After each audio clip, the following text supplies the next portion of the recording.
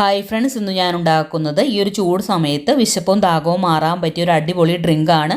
Custard പൗഡറും സേമിയയും വെച്ചിട്ടാണ് ഈ ഒരു ഡ്രിങ്ക് ഉണ്ടാക്കുന്നത്. അപ്പോൾ വീഡിയോയിലേക്ക് പോകുന്നതിന് മുമ്പായി എൻ്റെ ചാനൽ ആദ്യമായാണ് കാണുന്നതെങ്കിൽ പ്ലീസ് ഒന്ന് സബ്സ്ക്രൈബ് ചെയ്യണേ.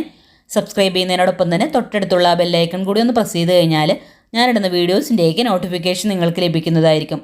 അപ്പോൾ നമുക്കിത് എങ്ങനെയാണ് ഉണ്ടാക്കണേന്ന് നോക്കിയാലോ. അപ്പോൾ അതിനായിട്ട് ഒരു ബൗളിലേക്ക് 1 ടേബിൾ സ്പൂൺ സബ്ജ സീഡ് ചേർത്ത് കൊടുക്കാം.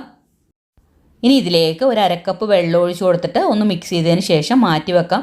കുറച്ച് നേരം കഴിയുമ്പോഴേക്കും ഇത് നല്ലപോലെ ഒന്ന് കുതിർന്ന് വീർത്ത് വന്നോളും. അതിന് ശേഷം മറ്റൊരു ബൗൾ എടുത്തിട്ട് അതിലേക്ക് ഒരു 2 ടേബിൾ സ്പൂൺ കസ്റ്റർഡ് പൗഡർ ചേർത്ത് കൊടുക്കാം. ഇനി ഇതിലേക്ക് 1/4 കപ്പ് നല്ല തണുത്ത പാലാണ് ചേർത്ത് കൊടുക്കുന്നത്. എന്നിട്ട് ഒട്ടും കട്ടകളില്ലാതെ നന്നായിട്ടൊന്ന് മിക്സ് ചെയ്തെടുക്കണം. അപ്പോൾ ഒട്ടും കട്ടകളില്ലാതെ കസ്റ്റർഡ് മിക്സും റെഡിയാക്കി എടുത്തിട്ടുണ്ട്. ഇതും നമുക്കൊന്ന് മാറ്റി വെക്കാം. ഇനി നമുക്ക് ഒരു പാനടപ്പിലേക്ക് വെച്ചിട്ട് അതിലേക്ക് 1 ടേബിൾ സ്പൂൺ നെയ്യ് ചേർത്ത് കൊടുക്കണം. നെയ്യൊന്ന് ചൂടായി വരുമ്പോഴേക്കും അതിലേക്ക് ഒരു 4 ടേബിൾ സ്പൂൺ സേമിയ ചേർത്ത് കൊടുത്തിട്ടൊന്ന് വറുത്തെടുക്കാം. ഞാനിതിലേക്ക് നല്ല തിന്നായിട്ടുള്ള സേമിയാണ് എടുത്തിരിക്കുന്നത്. ഇതൊരു ഡ്രിങ്ക് ആയതുകൊണ്ടാണ് ഇതുപോലത്തെ സേമിയ എടുത്തത്. ഇനി സാധാരണ സേമിയാണ് കയ്യിലുള്ളെങ്കിൽ അതെടുത്താലും മതി.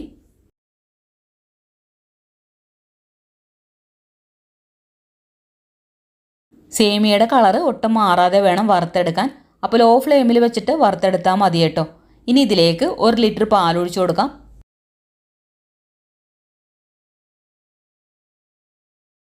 കൂടെ 250 ml കപ്പിൽ 1 കപ്പ് വെള്ളവും കൂടി ഒഴിച്ചു കൊടുത്തിട്ട് നന്നായിട്ടൊന്ന് മിക്സ് ചെയ്തെടുക്കണം. ഇനി പാൽ നന്നായിട്ടൊന്ന് ചൂടായി വരുമ്പോഴേക്കും ഇതിലേക്ക് മധുരത്തിന് ആവശ്യത്തിനുള്ള പഞ്ചസാര ചേർത്ത് കൊടുക്കാം.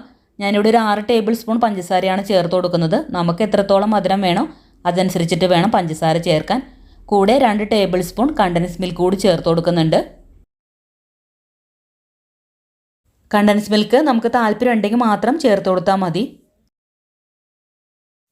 എന്നിട്ട് പഞ്ചസാരയും പാലുമായിട്ട് നല്ലപോലെ ഒന്ന് ഇളക്കി യോജിപ്പിക്കണം.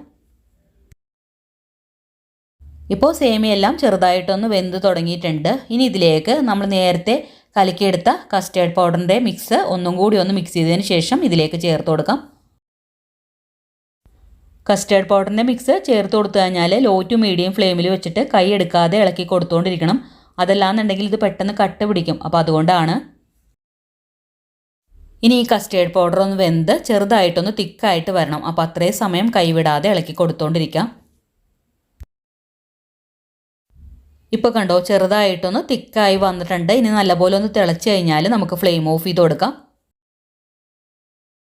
നമുക്കിതൊരു ഡെസേർട്ടായിട്ട് കഴിക്കാനാണെങ്കിൽ സേമിയയും കസ്റ്റേർഡ് പൗഡറും 2 ടേബിൾ സ്പൂൺ കൂടുതൽ ചേർത്ത് കൊടുത്താൽ മതി കേട്ടോ.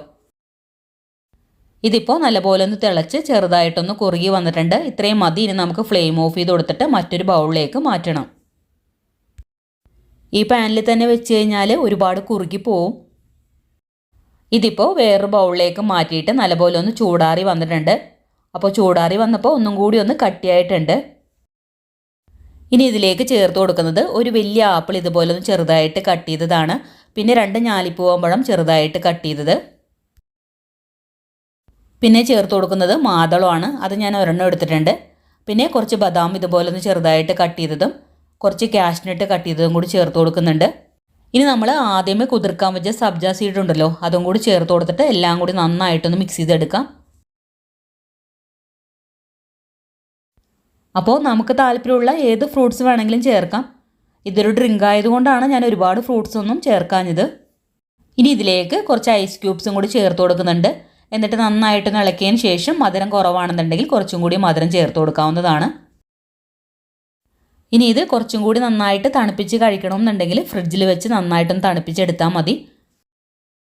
അപ്പോൾ സേമിയ കസ്റ്റേർഡ് ഡ്രിങ്ക് ഇവിടെ തയ്യാറായിട്ടുണ്ട്. ഈ ഒരു ചൂട് സമയത്തൊക്കെ കുടിക്കാൻ പറ്റിയ നല്ലൊരു ഡ്രിങ്കാണ് കേട്ടോ ഇത്. എല്ലാവരും ഇതുപോലെ ഒന്ന് ഉണ്ടാക്കി നോക്കണം. ഉണ്ടാക്കി നോക്കിയിട്ട് ഫീഡ്ബാക്ക് മറക്കാതെ കമൻസിൽ അറിയിക്കണം. അതുപോലെ വീഡിയോ ഇഷ്ടമായിട്ടുണ്ടെങ്കിൽ ലൈക്ക് ചെയ്യാനും ഫ്രണ്ട്സിനും ഫാമിലിക്കൊക്കെ ഒന്ന് ഷെയർ ചെയ്ത് കൊടുക്കാനും ഇതുവരെ സബ്സ്ക്രൈബ് ചെയ്യാത്തവരുണ്ടെങ്കിൽ ഒന്ന് സബ്സ്ക്രൈബ് ചെയ്യാനും മറക്കരുതേ. അപ്പോൾ അടുത്ത നല്ലൊരു വീഡിയോ ഇട്ട് വരാം. Thank you for watching.